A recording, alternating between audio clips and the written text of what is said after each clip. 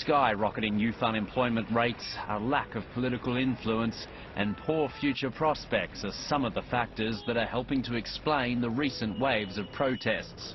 One additional important aspect often mentioned is that the protests in Tunisia served as a booster of morale for activists across the region.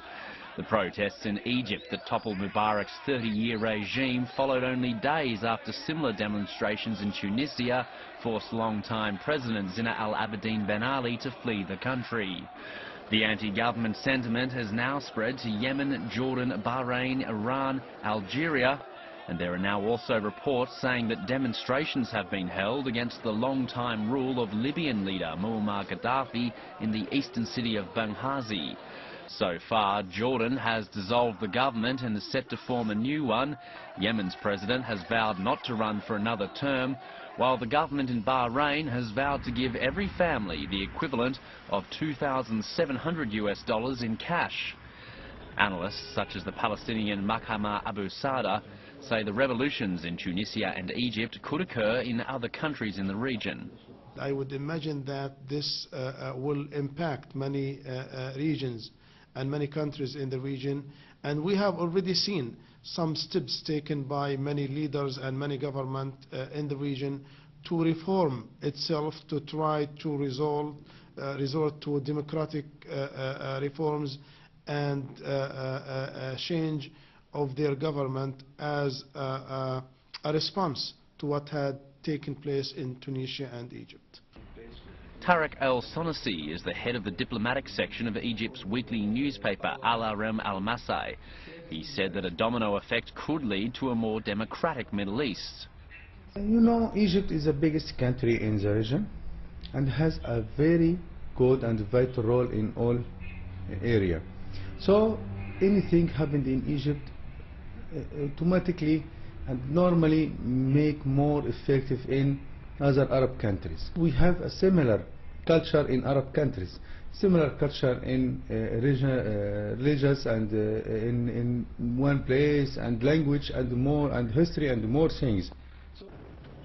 For many observers, the relationship between the post-Mubarak Egypt and Israel will be the key to the future of the region, particularly because of the role Mubarak's government played in facilitating recent peace talks.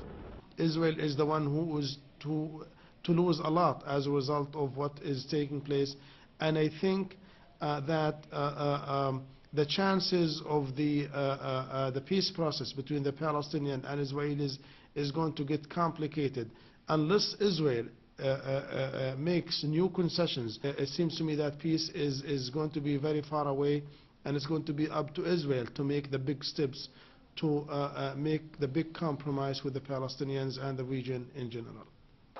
Egypt's ruling military has pledged to honour the 1979 peace deal struck with Israel, suggesting there won't be a major shift in diplomatic relations. Despite concerns in Israel, politicians such as Tarek Bakhtar are hoping for the best.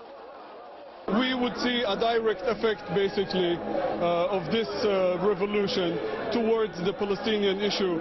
We are hoping, or we are welcoming, basically, the Egypt back to the Arab world and the Arab world leadership.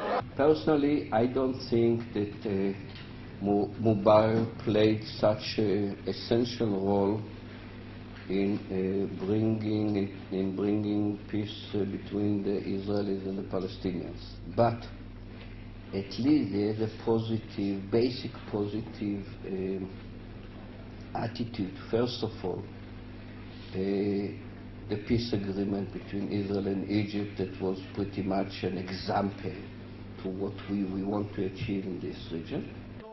Dayan, who previously headed the country's National Security Council, said Israel's greatest concern is Egypt following in the path of Iran, which views Israel as an enemy. The basic balance that can be, that are threatened here, is the peace agreement with Israel and Egypt.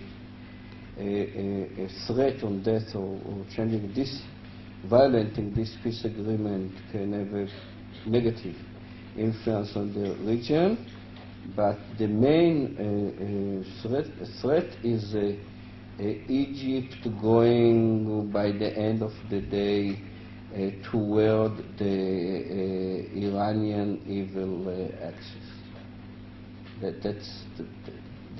This is actually, I don't know, this is our nightmare. But with protests now engulfing Iran, along with several other nations, the future shape of the Middle Eastern region may not be clear for some time yet.